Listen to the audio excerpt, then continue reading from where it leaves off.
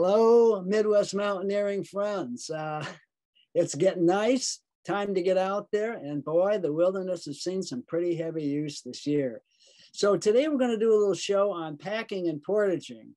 When I was younger, I did an awful lot of portaging. I'm pretty much trying to avoid that heavy duty stuff now at my age, but I have a lot of memories and I've learned a lot of things over the years. And hopefully I can share what I've learned with you in this show. So first of all, let me begin by saying everything we're going to do today is in my flagship book, Canoeing Wild Rivers, 5th edition. So if you don't want to take notes, it's all there. Before we get started, I want to recommend my book, Justin Cody's Race to Survival. If you want to introduce a teen or tween to canoeing or camping, this book mixes a fictional wilderness survival tale with practical outdoor skills everyone should know. Basically, it's a how to camp and canoe book disguised as an adventure novel. My hope is that the survival story will keep their interest, while the how-to stuff will teach them right. And I might add that adults like it too. Finally, this is my website, cliffcanoe.com. Questions, feel free to email me at info@cliffcanoe.com. I try to get back to people pretty quickly, generally within a day or two, if I'm not gone off canoeing or something. I do write a blog every month. It's on my website, and there's a whole bunch of them on there. So if you just tune into the website, you can pick what you like, or you can sign up to get a notice when a new blog comes up. Okay, so with these thoughts in mind, let's get rolling here. First of all, packs and packing. That's my friend Rob Kesselring, who I'm sure you're familiar with. One of the questions I get a lot from people is, Cliff, what's the best pack for canoeing? You know, the thing is, canoeing is not like backpacking. A backpacker needs just one pack. And if it's $500 or $600, whatever, it's the only pack they have. Canoeists need generally a minimum of 3 packs. And if you're going to go on a long trip over 2 weeks or so, you might need a 4th pack or a 5th pack or whatever. So first of all, some principles of packs. One, they should not be all the same kind. Different kinds of packs work better for different kinds of things. And we'll look at some of these in just a minute.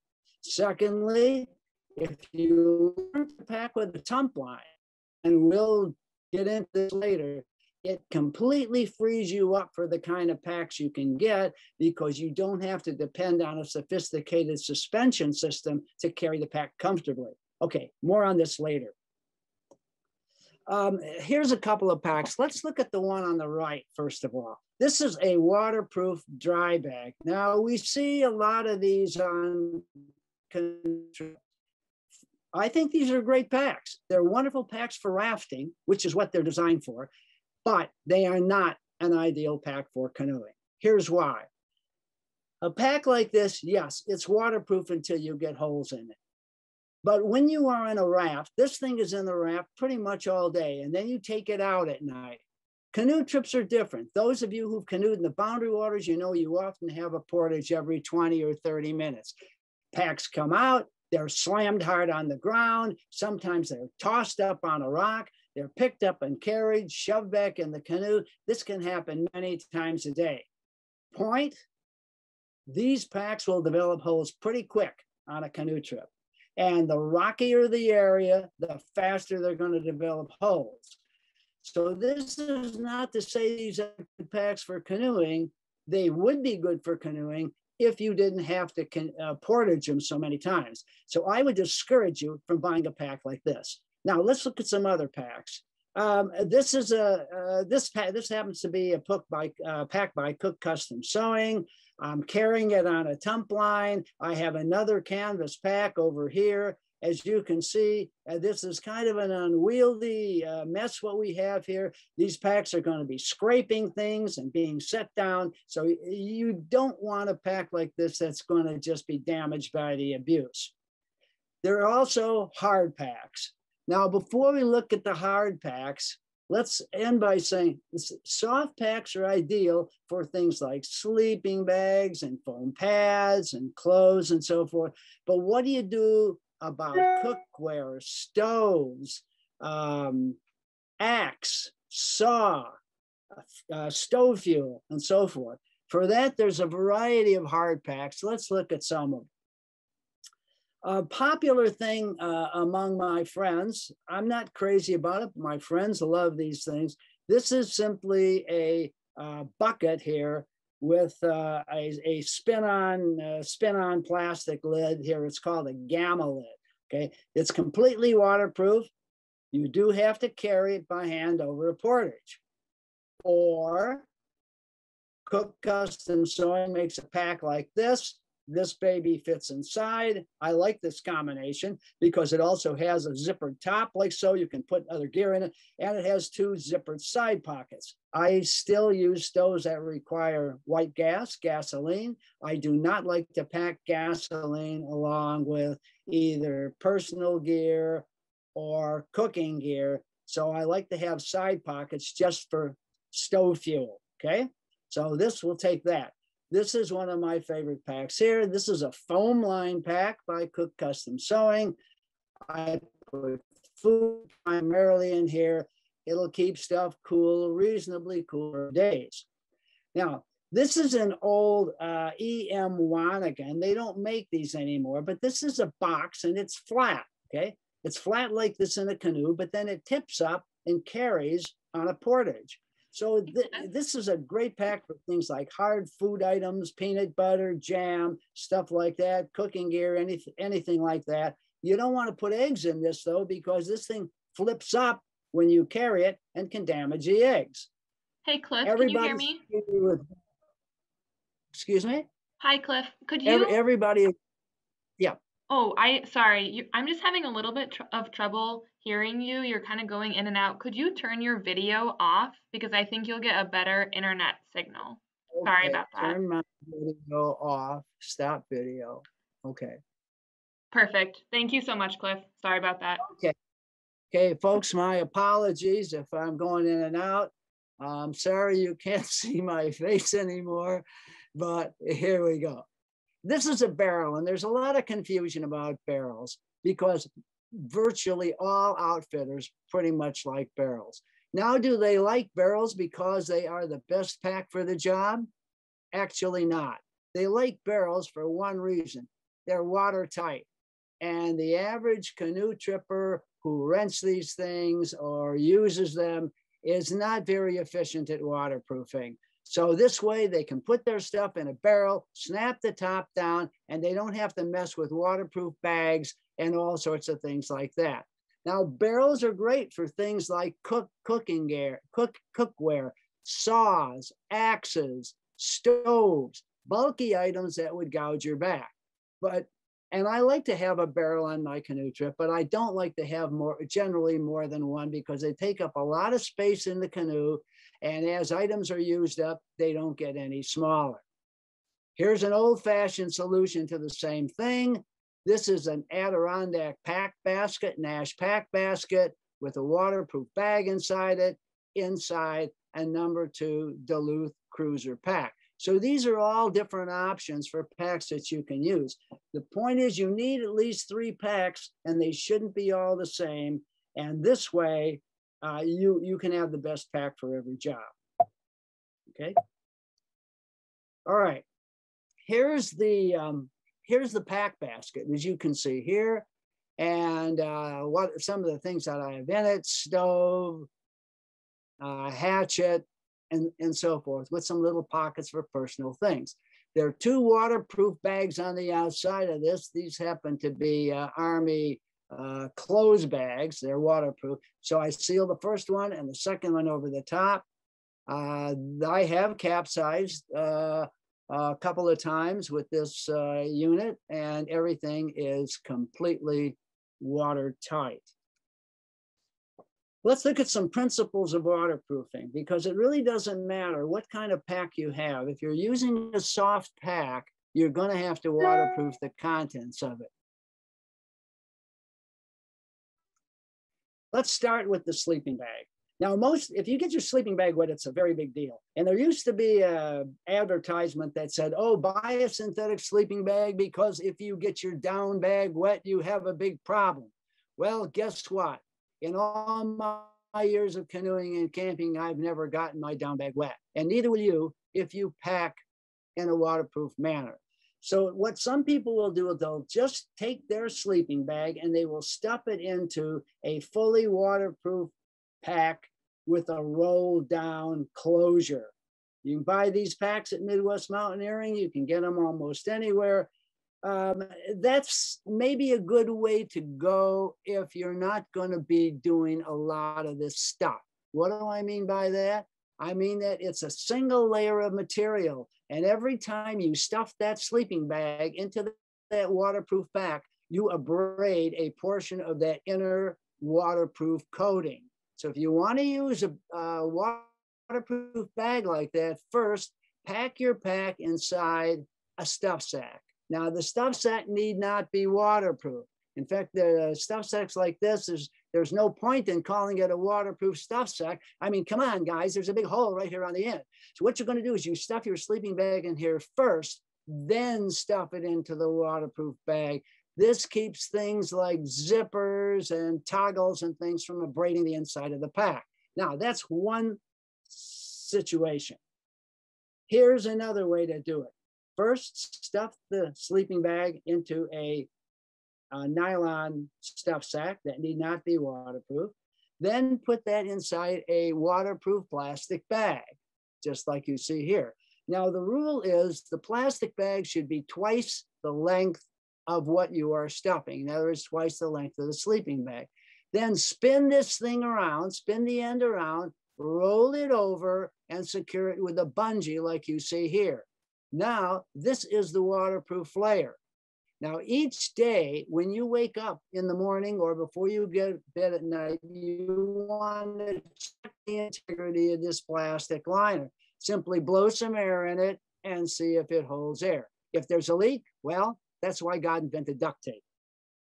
All right, and then put that unit inside another stuff sack. The stuff sack need not be waterproof. Now, I call this the sandwich method of packing because the waterproof layer is the plastic liner inside, and that plastic is sandwiched between a layer of tough nylon outside and a layer of tough nylon inside. Now you have a completely waterproof unit. This is the way I suggest that you pack. Everybody has their own method, but this works for me. First of all, my rule is pack in horizontal layers, not in vertical layers. Vertical layer would mean that everything is going to go straight up and down, okay? If you pack with things, this was flipped around, packed straight up and down, when you put this pack on your back, it will not form to the curvature of your back. If you pack in horizontal layers, it will form to the curvature of your back. Secondly, you don't want to waste space, which means you don't want a whole bunch of little packs, like you see, little bags like you see here, trying to fit them all in like a puzzle. Now, if it's really nice, when you're doing this at home and you're fitting all these little things in, it's fun, you know, you figure it all out. But you get up in the morning on a canoe trip, it's raining bloody murder, you know, or it's going to rain bloody murder any second. You want to pack up and you want to get out of it, and you got a million little bags that you got to figure out where they go. Instead, what you want is a few large bags that span completely across your pack this way. One for your sleeping bag. Now, the sleeping bag is double bagged, like we just saw. It's completely waterproof. Your sleeping pad, no big deal, just roll it up. Clothes bag, this would be just a normal stuff sack filled with what clothes you need. You know, you might have extra shoes, small items here. You might be carrying some food, whatever, and you might have a tent. So this is how I would pack this thing. First, this pack, which is not waterproof, the material may be, but there's ways for water to get in. So first, you line the pack with a waterproof plastic bag. Again, this waterproof plastic bag, 6 mil waterproof plastic liner, should be about twice the length of the pack. So that when it's completely sealed, you'll have a lot of room to roll it down, okay? Now, inside of this, we're going to put in the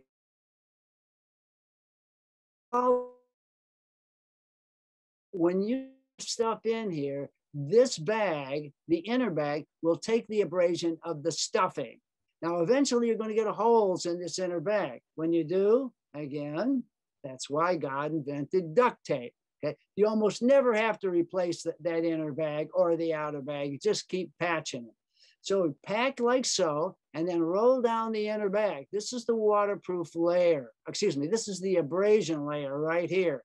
You roll that down and then put your tent on top. Why on top? Because the tent may be damp. It may be wet. You don't want it packed down in here with all your dry stuff. So put your tent, pack it right in here. Now, by the way, when you are packing your tent, it's wise to include a small nylon waterproof bag packed in with your tent so that if your rain fly is wet, you don't want to pack right down in there with the tent and get the canopy all wet. So instead, pack the fly separately in a small stuff sack and then go ahead and pack it with the tent.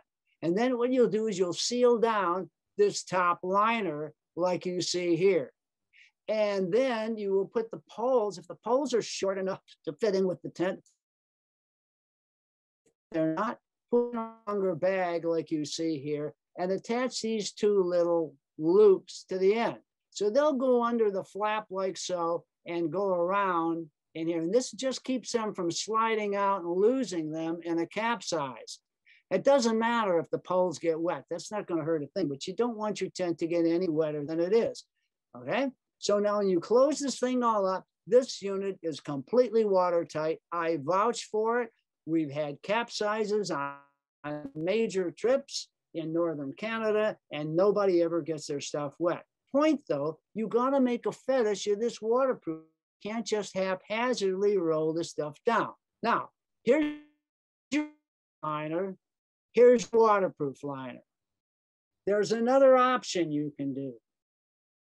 Paragus Northwoods Company makes a fully waterproof liner with sealed seams. It's a yellow or orange pack liner.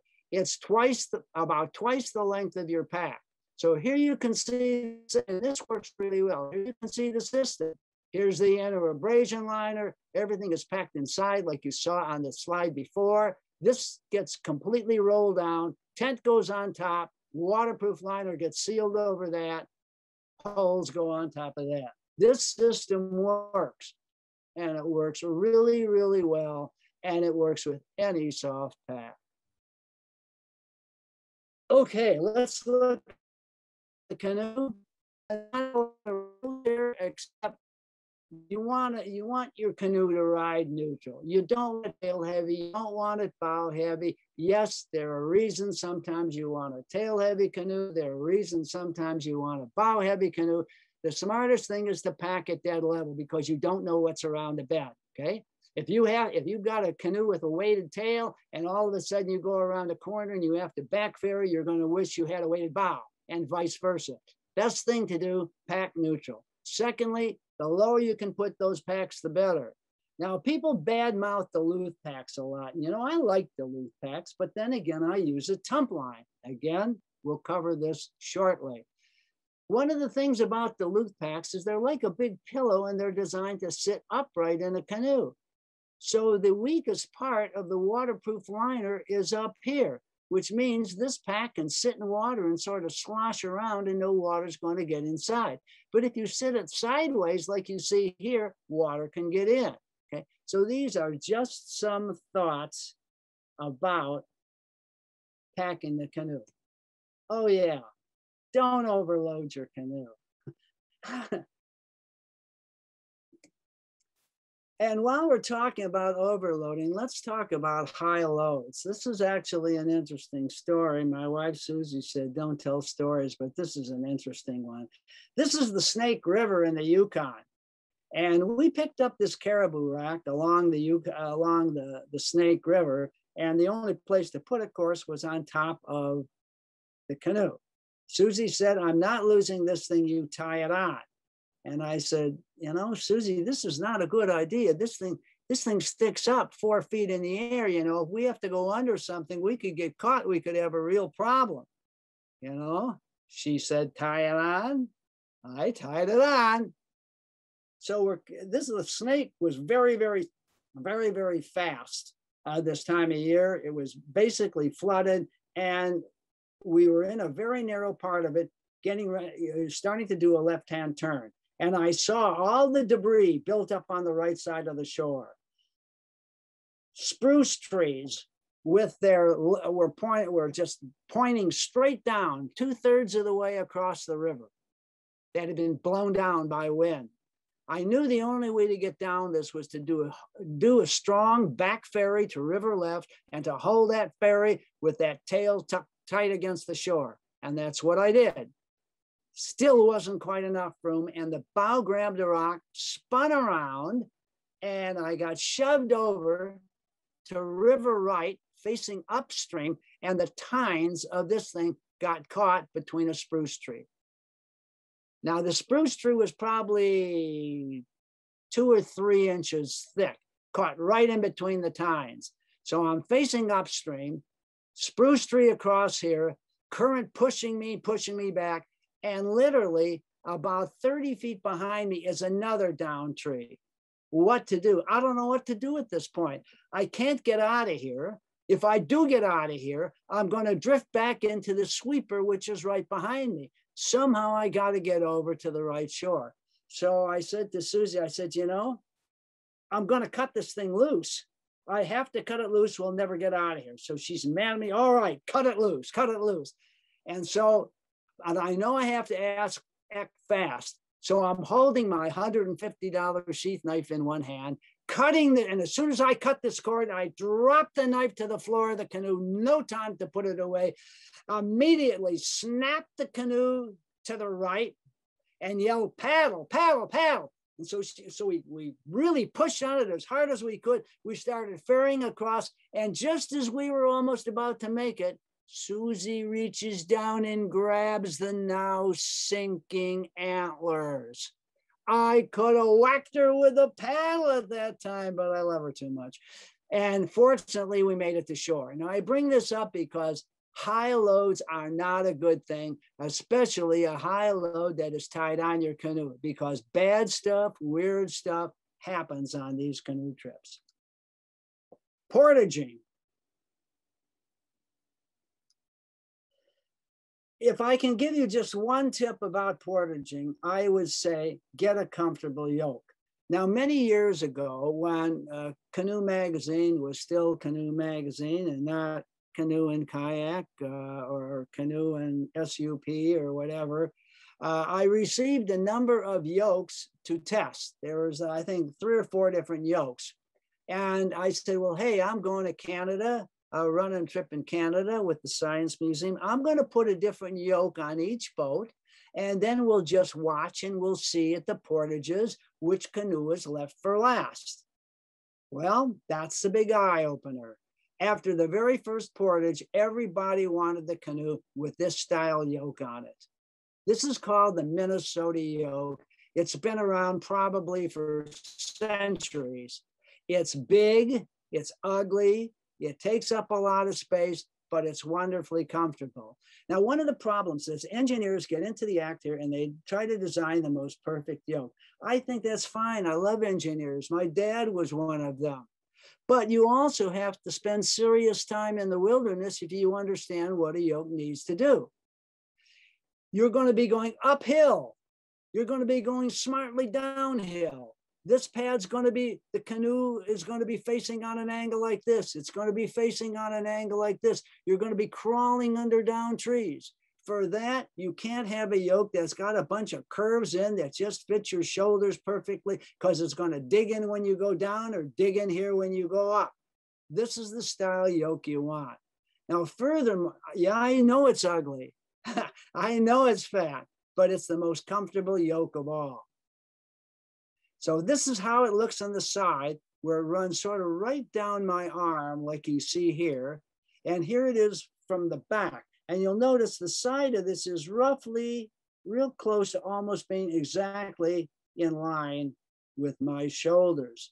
This is how you want it. Now, these yokes have removable, spaceable pads. Midwest Mountaineering has these in stock, okay? So what you do is you put these things on and you adjust them for you. Now, that's the problem that some people have with rental canoes. If you rent a canoe, these yoke pads are going to be situated for the biggest man.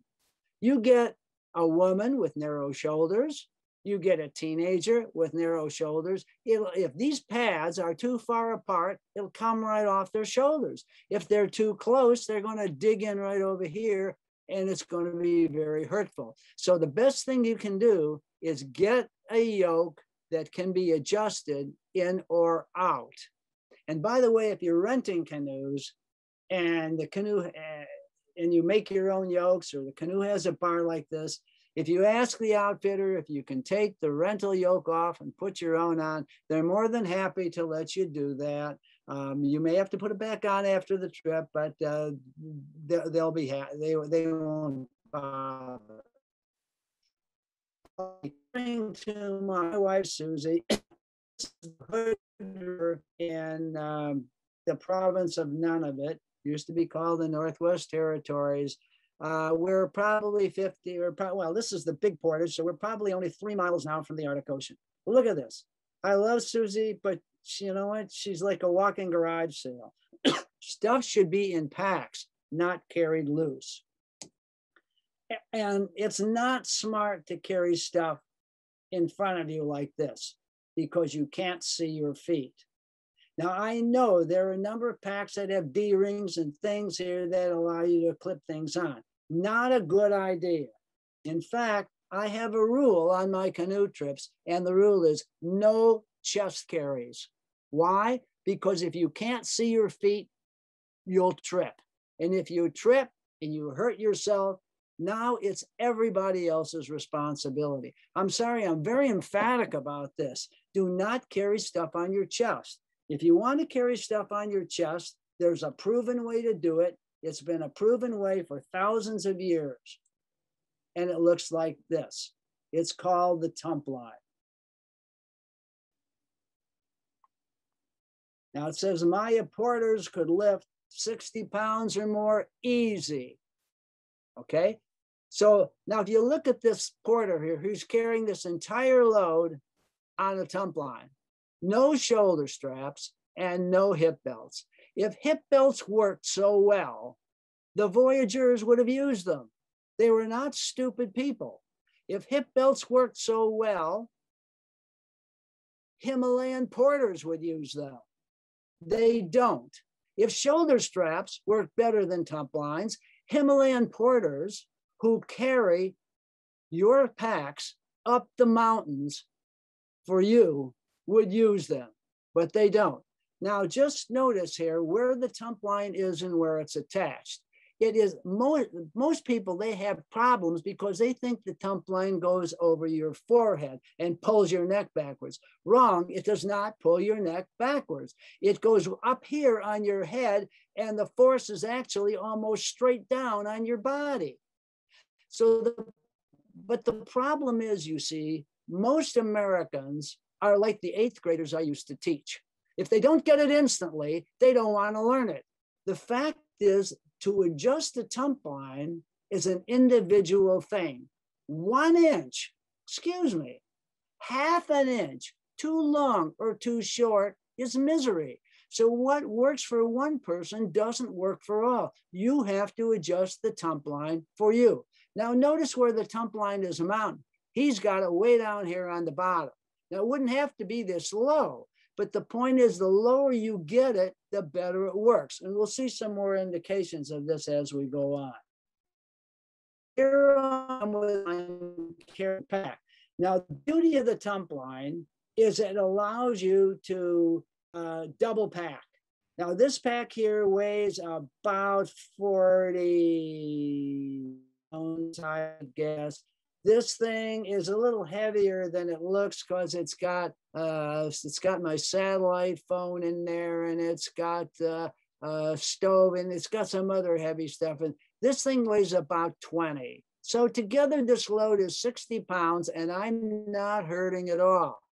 Notice where the tump strap is. It's here on my head. It is not across here. It is not pulling my head backwards. It's pushing straight down. Now, women in underdeveloped countries often carry these kinds of weight on their head exclusively. So anybody who says to me, oh, the tumpline is going to break your sacroiliac or whatever it is, voyageurs carried millions of pounds of trade goods across the continent with tumplines. If something worked better, they'd be using it. Now, notice where the tumpline is attached. I have this attached to the side of my pack. It could be attached to the back of my pack, but by attaching it to the side, it's a wider angle and it doesn't brush my ears. If I was attached here, the tumpline would be constantly brushing my ears. So I actually like it attached over here. Now, ideally, the tumpline should be attached even way down here on the pack.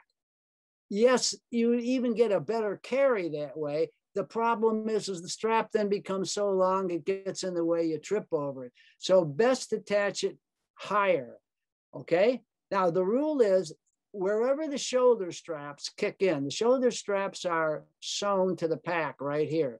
The tumpline must be attached below where the shoulder straps are sewn.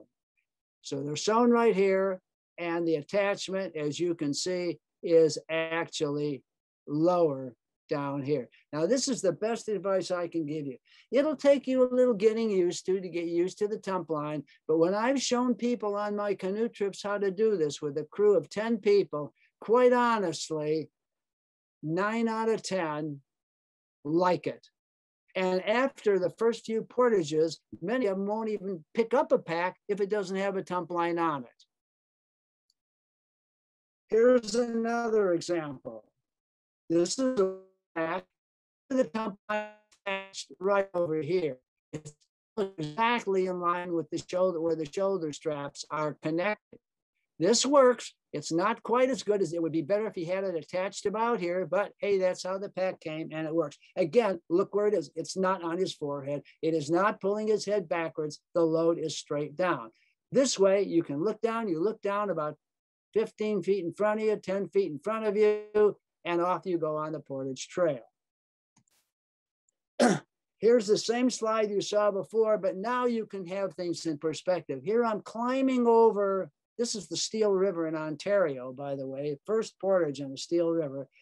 And I'm holding on to here, trying to hold on to my balance, and the entire weight of the pack is on my head. Notice how close this pack rides to my back. If I took this thing off, this pack would be leaning way back behind me and would want to bowl me over backwards. Folks, I cannot say enough good things about a tumpline. Many years ago, when we were anticipating a canoe trip to James Bay, we knew there was a very long portage around a hydro dam. My friend, a friend of mine, Ken Salins, came up with this ingenious idea of a canoe tumpline. Now, those of you who have read my flagship book, Canoeing Wild Rivers, there's a section in there by Bob Henderson, and he extols the virtue of a leather tumpline. The leather tumpline is, it's sort of a feature of Canadian canoeing. If it's perfectly right for you, it's quite comfortable. It's fine. But if you are using a leather tumpline and carrying a canoe, and if you were to trip and fall, it's a remote possibility that the leather tumpline could come off your head, come around your neck, you could drop the canoe and it could strangle you. Now, I've never heard of this happening, but I suppose it's a possibility. Here's an option. This is just a piece of canvas, okay? And this is a truck strap that goes through here with an S-hook on it. It clips into the gunnels. And all the weight now is on your head. Now, by making these cords longer or shorter, you can adjust the tension on the tumpline. I like it adjusted so it takes about 60% off of my shoulders. This is an 80-pound canoe, so it's taken about 50 pounds off of me. I got about 30 pounds on my shoulders, 15 pounds per shoulder. If you get tired of this, you just reach across, unhook it here, and it's a done deal, okay? All right. Next, I want to say to you, there's a route around every rapid. So I don't care where you are, you will find a way. This particular slide was taken on the McFarland River in northern Saskatchewan. Keep going down this river, and about 5 miles from here, you will run into Lake Athabasca. These waves in here are big, real big. This drop here is about a 6-foot drop, and these drops like this go on and on. We've got to find a way around this, okay?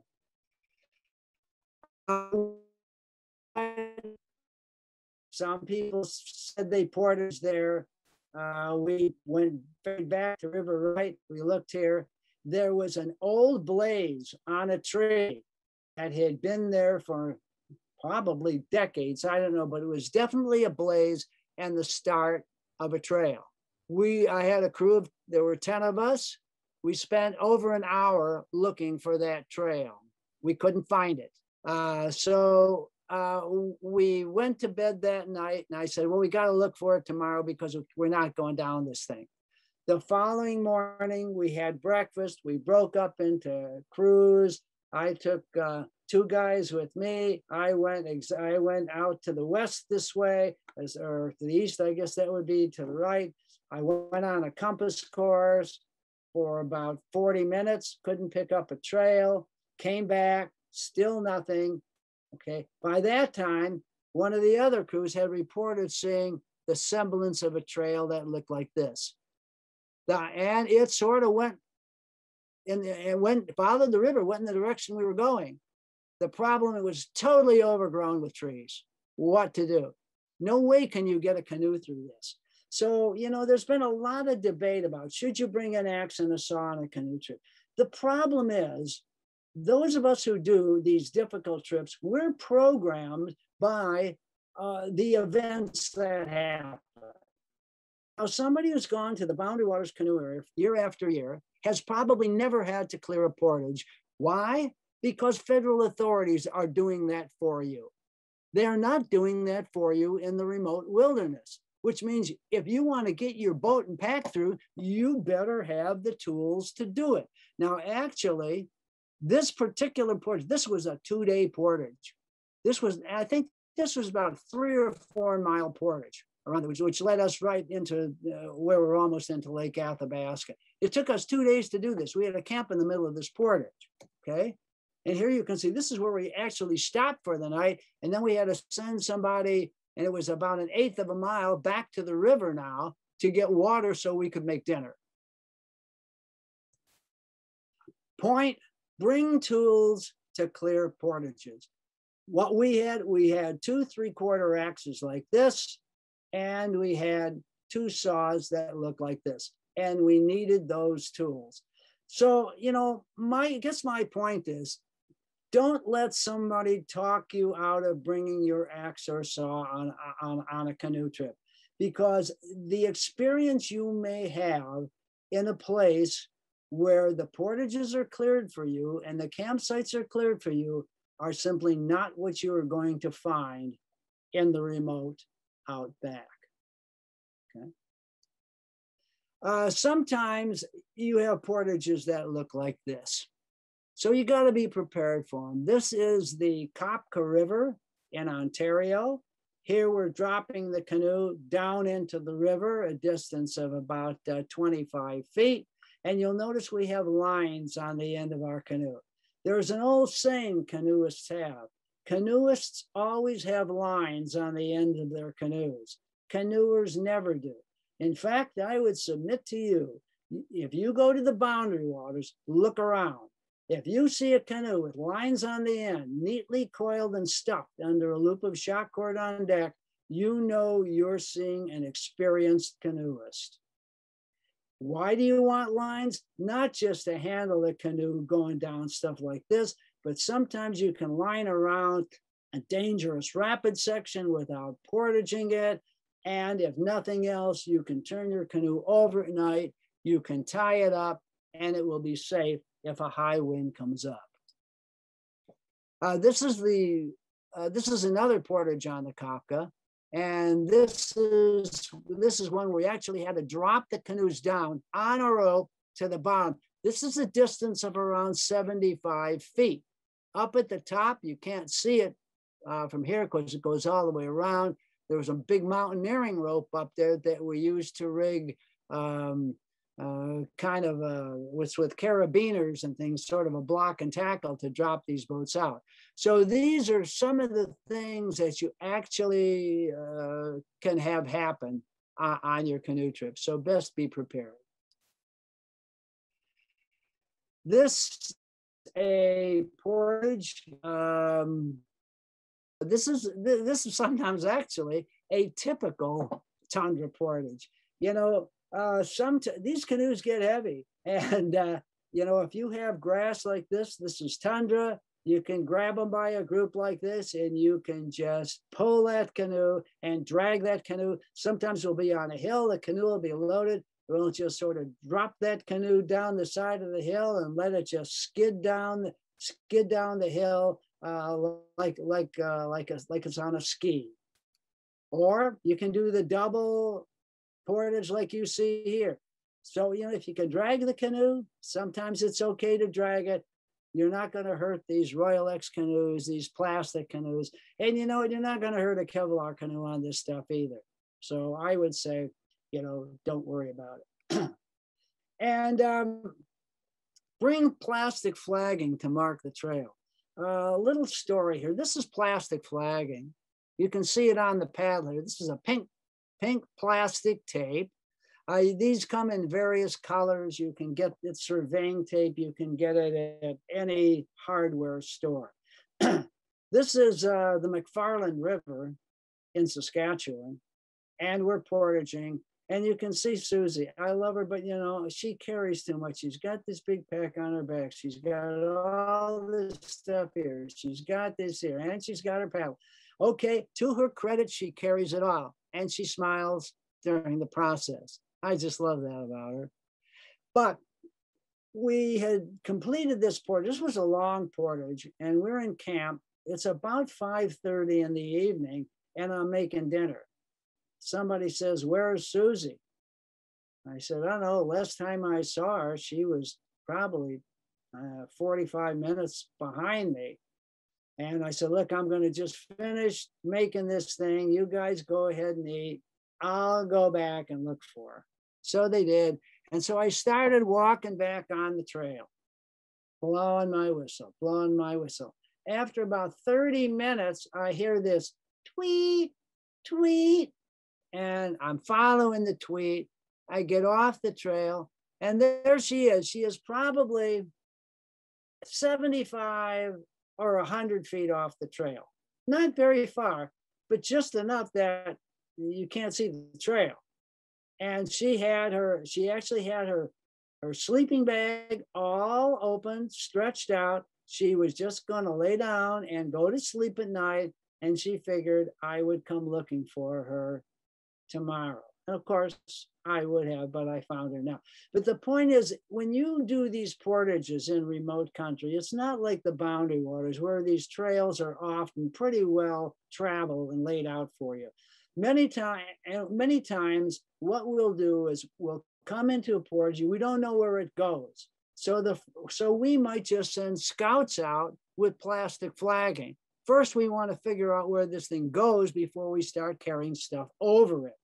Or if it looks like it's pretty well laid out that we can sort of do it, we will not do what they do in the boundary waters. In the boundary waters, the rule is you carry the canoe first to get the heaviest load out of the way.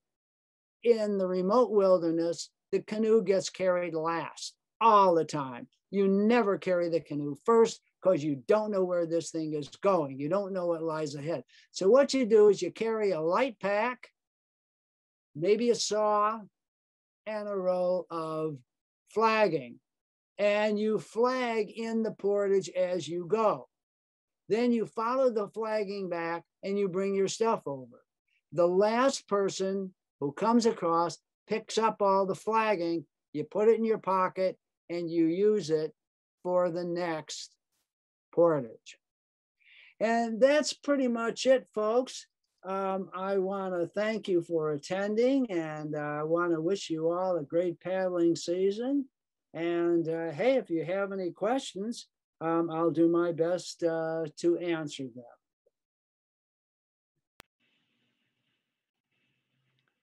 Thank you so much, Cliff. Okay, should I take off my screen sharing, or what should I do? Yeah, you can do that, and we can just pull up a picture of you talking. You can turn your video back on, and Okay. then it just takes, there's a little bit of a lag, and so we'll wait to see if anyone puts any questions on the chat. Oh, okay. Can you see me now? I can. All right, see if there's any questions.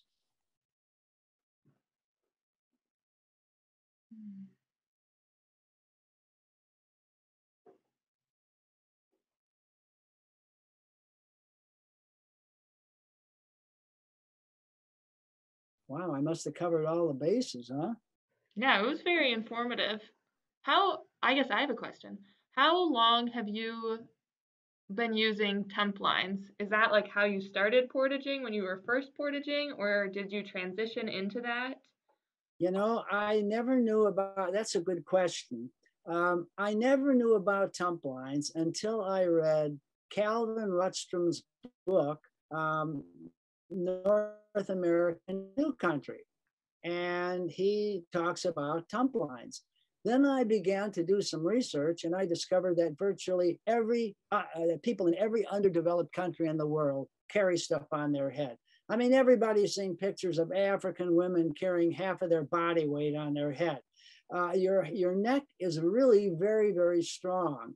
And if you adjust the tumpline right, it's almost miraculous.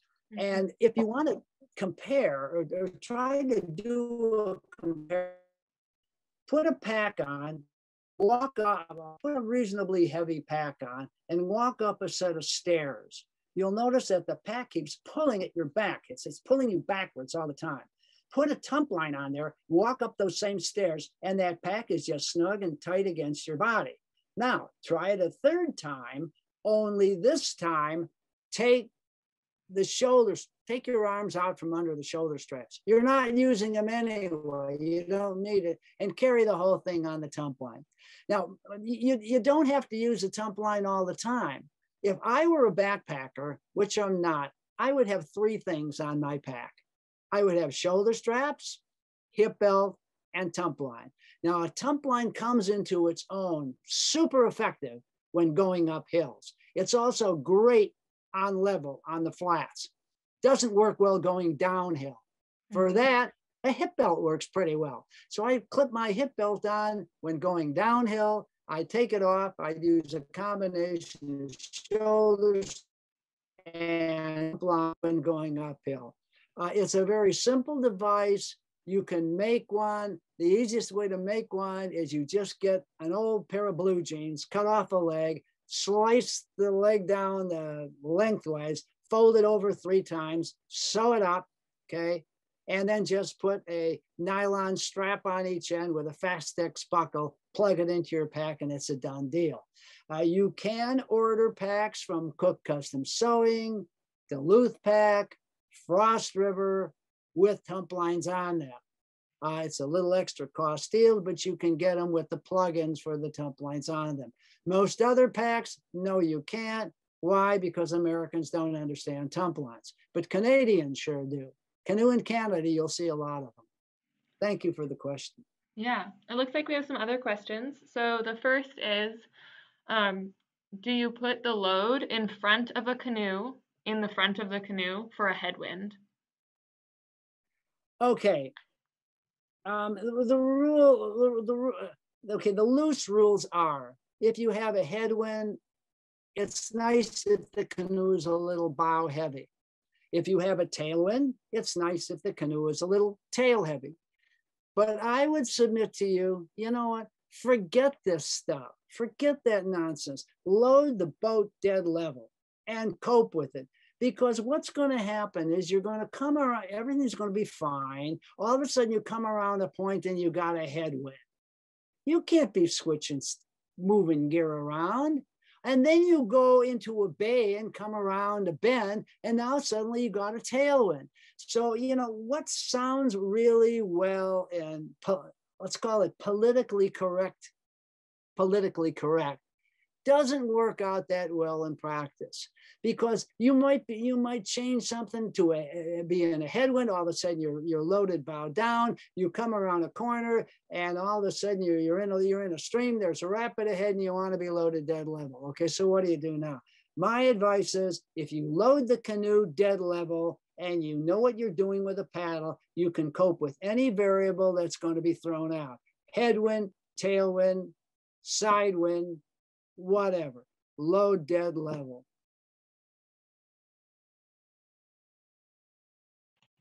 Thanks, Cliff. Okay, we got a lot of questions here. So the next one is wet boots or dry boots? A wetsuit or dry suit? Oh, no, sorry. Wet boots, like shoes, hiking boots, or dry boots? Oh my goodness. Whoever called that in just opened the biggest can of worms in canoeing. Nobody agrees on this. My buddy, Rob Kesselring, who's one of the most experienced guides on the planet, this guy's a mountain man. He wears sandals. He'll wear them in the snow. Another guy, Steve Johnson, top guide for Paragus Northwoods Company in Ely. He wears shorts and sandals. He'll wear them in the snow. Me, not me, boy. I put sandals on, bugs bite my toes, my feet get cold. I like waterproof footwear. If you're in a fairly warm water, it probably doesn't matter as long as you're happy with it. You know, if you don't mind wet feet, fine. If you do mind wet feet, wear waterproof boots. The one place where you have to wear waterproof boots is if you're going to do a tundra river, a river in the Arctic, a river that goes in north of the Arctic Circle or gets close to that, because the water temperature is in the 40s and your feet are going to get very, very cold very, very fast. If you're in real buggy country and you're wearing sandals, bugs will just bite your toes. If you don't mind that, okay. So, you know, I can't decide what's best for you. You have to decide your own tripping style and decide what you want to do. But in any case, you want 2 pairs of shoes. You want one for in the canoe, and you want one for when to change into when you get into camp. That, you know, that would be my take on that. Great. You covered this a little bit, but someone asked, how does the tumpline attach to the pack? Maybe talking about a pack that doesn't have those spots to clip it into. How does the tumpline attach to the pack? You're going to have it sewn into the side of the pack. And that means the best thing to do is you're either going to have to do it by hand with pretty heavy thread. You want to have an internal patch and an external patch. In other words, you want to beef up the part of the pack where that's attached to, because the entire weight of the pack is going to be on that strap. So either sew it by hand or take it to somebody who's got a commercial sewing machine with an open foot so that they can actually sew a piece in there. And I would say sew a piece of light leather onto the inside of it so you really beef it up, and then sew so that when you're sewing through 2 layers or two layers of material. Good question. You do have to beef that up, because with all the weight on just 2 points, you'll tear the patches out of it if they're not really beefed up. Now, if you buy a pack that has a tumpline plugins already fitted for it, the manufacturer understands that, and that baby is already beefed up properly for a tump strap, you know. And you know what? And if you want to just try a tump line and you don't have anything to put on, you can just take a great big strap or even a padded rope, tie it around a bundle, put it on your head, and carry it around and see what you think. You'd be surprised. Here's the next question. Do you have any tips for using a backpacking backpack, one with a hip belt and a harness, until someone can afford to purchase a separate portage pack? Okay.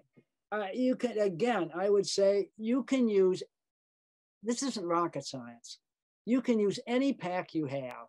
All right. Now, I would discourage somebody from using a frame pack only because they just don't fit well in a canoe. And there's a lot of rough and tumble use in canoeing during portaging, putting packs in and out. And there's a real possibility will ultimately bend frame. Okay, but still, some people will use frame packs, and that's okay, but you've got to waterproof them.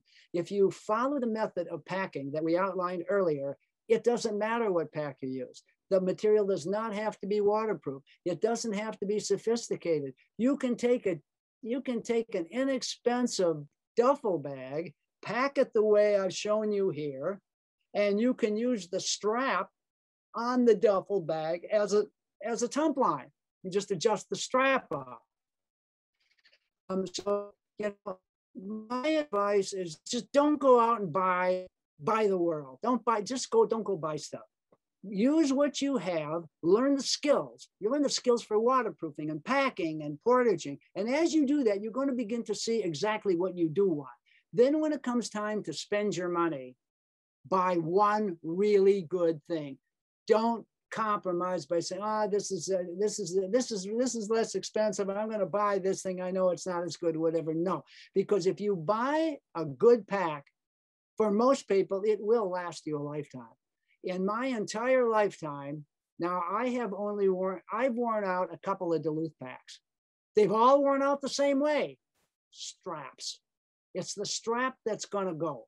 It's not the material. It's the strap. It's either going to go where the strap plugs in at the bottom, or it's going to go where the strap is attached to the pack. So pay particular attention on straps, because two things are going to go on canoe trips. First, straps and zippers. I don't want to get into a rant here, but one of the big pet peeves I have with manufacturers is, in order to make their products seem like they are lighter than they are, because they got my product's lighter than your product, they're using these chintzy little zippers now that don't last. Look at some of the zippers they used on some of these packs and sleeping bags 40 or 50 years ago, and you'll see great big huge number 10 chain zippers, and those babies never fail. So yeah, use what you have. I love that also. Okay, the next question. Can you comment on personal gear? How do you gauge the number of shirts or long pants needed for a 5 to 7 day trip? And then you answered this already, but do you recommend one pair of dry shoes for camp at night? Yeah, okay, well, clothes are simple. And it doesn't matter whether you're going overnight or for a month. Seriously, it's about the same. Here's my list. One change of clothes from nose to toes. In the summer, one change of merino long underwear, tops and bottoms. If I'm going further north, 2 changes of merino long underwear, tops and bottom. One wool shirt, one nylon wind shell. And if I'm going into doing an Arctic canoe trip, one ultralight down jacket. Ultralight, almost a down vest type jacket. You know what? That's plenty. That's all you have. Okay, so first you got your t-shirt on. I like wool t-shirts too, by the way. You got your t-shirts on. Then if it gets colder, you put the long john top on. If it's colder, you put your wool shirt on. Over that, you're going to have your nylon wind shell. And by the way, if you get a wind shell, be careful what you buy. Don't buy Gore-Tex for your wind shell. Because a wind shell is for wind. It's not for rain. And you want some breeze to get through it because you're punching hard. You're using an awful lot of energy. Gore-Tex does not breathe well enough for you to be nice and cool when you're working hard. And there's hardly anybody that's making wind shells like this anymore. Everything either has to be Gore-Tex or it's got to have a waterproof, durable waterproof coating on it. Why? Because if you get one drop of rain on your skin, you're going to die, boy. Truth is, you don't want that waterproofing. Okay, if you want a wind chill like this, I hardly recommend the one offered by Portaging Northwoods Company in Ely. I had a hand in its design. It has zero waterproofing or coating on it whatsoever. One drop of water will go right through it, and that's exactly what you want. Keep your rain gear and your wind gear separate. Do not wear rain gear for wind, because if you do, you will probably get holes in it, and that's the last thing you want in your rain gear. Rain gear must be inviolate, so if it rains, it's going to keep you dry. Now that's it, and then I would say 3 pairs of socks. Okay, 1 pair that you're wearing, and you're probably going to wear those all week or for 2 weeks. I've had people wear them up to a month. A pair to change into, and one more dry pair for whatever. And that's it. Yep, of course, the extra pair of shoes. That's all you need. And the thing is, if you're going for 2 days, it's the same as going for a month in a sense, because you don't know. You could be stuck out there and the weather can get really, really bad at night, and all of a sudden tomorrow you're wearing every piece of clothing you own. And this is the mistake beginners make. Oh, I'm going to the Boundary Waters. Look, it's the middle of July. Oh, the forecast says it's going to be sunny for a week. Yeah. What if it's not? That's the difference between an expert and a bozo who doesn't have their head on straight when they go camping. All right, our next question is, where have you been paddling since Canada is currently closed to American citizens? Well, I've been doing American rivers, and okay, I'll be honest with you. I turned 80 years old this year. I can't do these big heavy portages anymore. I'm basically not paddling tandem boats much anymore at all. I'm paddling solo canoes for 2 reasons. Solo canoe is like a Mazda Miata. It's just fun to drive. Secondly, it's just me. I don't have to coordinate with a partner. So if I get in trouble, it's me. Thirdly, it's a real light boat, and I can carry it. So I started doing American rivers maybe about 7 or 8 years ago. And then when I redid Canoeing Wild Rivers, some of you will notice that there's information about canoeing desert rivers, tropical rivers. So yeah, I've canoed across the Everglades. I've done the Green River in Utah, the San Juan in Utah, the Buffalo River in Arkansas many times, the Rio Grande, that's my favorite US river. We've done that 4 times, going to do that again in November in the fall. And we have some great rivers in the United States, but in order to enjoy them, you really have to know how to paddle rapids. And, some people just shake their head at that. Oh, I don't want to paddle rapids. I would submit to them, you know what, if you sign up for a basic river canoeing class, just a weekend, a Saturday, maybe part of a Sunday, you will learn so much. You will be so amazed at what you can competently paddle. You'll want to do rapids, because all the best rivers are going to have some. And either you're going to have to portage around them, which can be extremely difficult, or you've got the skills to run them. I just got off actually the Buffalo River in Arkansas about 3 weeks ago. The river was extremely high, and many times I talk about skills. My motto is skills are more important than things. And the Buffalo River is an easy river to do, even at high water. Yeah, it's got some good sized rapids in it, but they're easy, even in a little solo canoe. But what happened this time is the trip was about 140 miles long. Okay, where we came out, we had to cross the White River. The White River, when you have to cross the White River and paddle upstream a bit to get to our takeout point. This time they had opened the dam on the White River, and that baby was running probably 8 miles an hour and floating debris everywhere. And the river is about 100 yards wide. I'm telling you, If we had not been really good paddlers, we could not have made it across that river without crashing and burning. So I just bring this up because there are people who say, oh, I don't want to learn how to paddle currents. I don't want to learn how to paddle rapids because I'm never going to do that. Well, you could have gone down the Buffalo River 20 times and never hit the situation that we had on the White River. But if you did, and you didn't know what you were doing, you would have crashed and burned. So I didn't mean to go to another rant, but yeah, I've been doing US rivers and there's a lot of wonderful ones. Thank you for the question.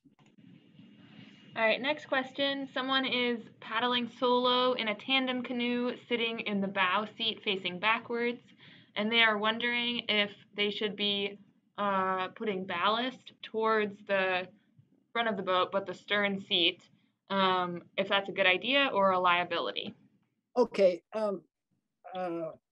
first of all, my compliments to the paddler because he or she is paddling from the bow seat facing backwards. That gets you closer to the center of the canoe. That's the whole point of it. Ideally, you should be in the center or a few inches, 2 or 3 inches, 4 inches behind center so that the boat is dead level.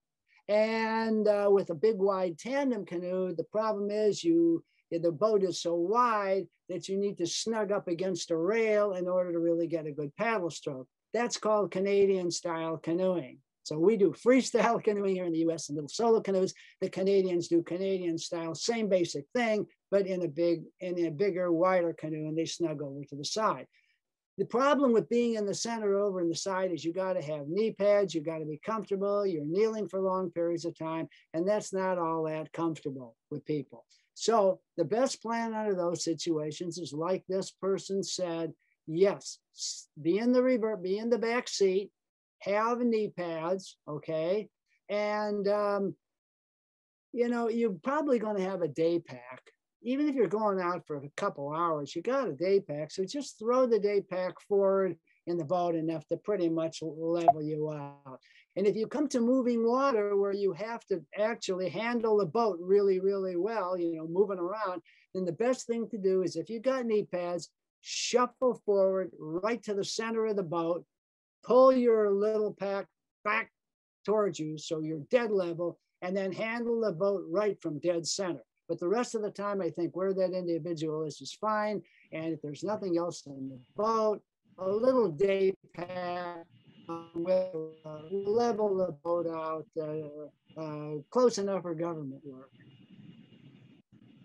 All right, next question. Someone is wondering how you keep your glasses on.